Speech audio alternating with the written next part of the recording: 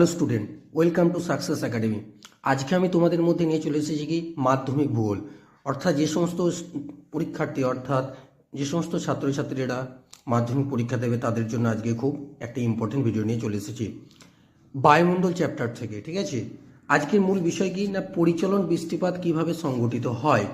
আজকের হচ্ছে মূল বিষয়বস্তু যে কিনা পরিচলন বৃষ্টিপাত কিভাবে সংঘটিত হয়। যারা এখনও চ্যানেলটা সাবস্ক্রাইব করেনি অবশ্যই সাবস্ক্রাইব করে দাও, এবং যারা ফেসবুক পেজ থেকে দেখছো ভিডিওটা তারা ফেসবুক পেজটাকে ফলো করে দেবে এরকম ইনফরমেটিভ ভিডিও পাওয়ার জন্য। তাহলে আজকে তোমাদের যে প্রশ্নটা নিয়েছে সেটা মাধ্যমিক পরীক্ষার জন্য খুবই ইম্পর্টেন্ট, কি না পরিচলন বৃষ্টিপাত কিভাবে সংঘটিত হয়। তাহলে দেখো, পরিচলন বৃষ্টিপাত সংঘটিত হওয়ার জন্য কি আমাদের দরকার। দেখো প্রথমে কি বলেছি, একটু লাইনটা পড়ে নিয়ে তারপর ব্যাপারটা তোমাদেরকে আমি বুঝিয়ে দিচ্ছি।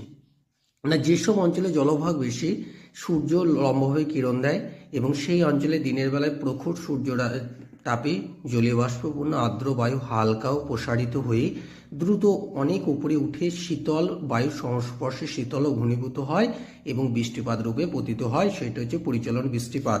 মেনলি আমরা যদি একটা কথা বলি কি, ধরো কি সূর্য তাপে কি হয়, প্রথম হচ্ছে কিনা এই বায়ু আমাদের ভূপৃষ্ঠভাগটা কি হয়, ভূপৃষ্ঠ প্রচণ্ড পরিমাণে কি হয় উত্তপ্ত হয়, এবং এই পরিচলন বৃষ্টিপাত সেখানেই সংঘটিত যেখানে জলভাগটা বেশি থাকবে, যেখানে জলভাগের পরিমাণ বেশি হবে সেখানেই পরিচলন বৃষ্টিপাত হবে।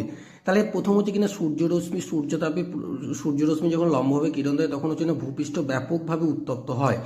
ভূপৃষ্ঠ যখন উত্তপ্ত হয় ভূপৃষ্ঠ সংলগ্ন যে বায়ু আছে সে বায়ুগুলো কি হয় আস্তে আস্তে উষ্ণ হয়, এবং যে বায়ু উষ্ণ না সেই বায়ু অবশ্যই কি হবে হালকা হবে, এবং সেই উষ্ণ এবং হালকা বায়ু আস্তে আস্তে উপরের দিকে উঠবে।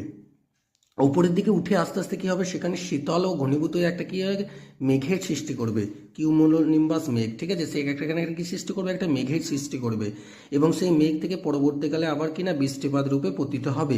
সেটাই হচ্ছে কি বলতো পরিচলন বৃষ্টিপাত। এটা সৃষ্টির কারণে দুটো বলে দিলাম। এক নম্বর হচ্ছে কি শর্ত দুটো আছে, এক নম্বর হচ্ছে কিনা ভূপৃষ্ঠে প্রচণ্ড উত্তাপ, আর 2 নম্বর হচ্ছে জলীয় বাষ্পের যোগান।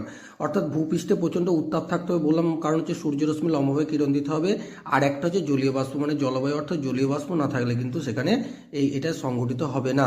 এবং এটা কি না হয় না দিনের বেলায় প্রখর সূর্য তাপে কিন্তু সমুদ্রপৃষ্ঠ সংলগ্ন বায়ুস্তর কিন্তু কি হয় খুবই উত্তপ্ত হয়।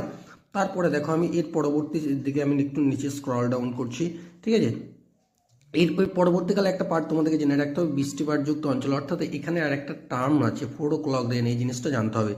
সাধারণত নিরক্ষীয় অঞ্চলে উভয় গোলার্ধে এইটা সাধারণত কার্যকর হয়, কারণ আমরা জানি নিরক্ষীয় অঞ্চলে কি হয় না, যদি এটাকে আমরা নিরক্ষীয় অঞ্চল বলি এখানে সূর্যরশ্মি লম্বভাবে কিরণ দেয়।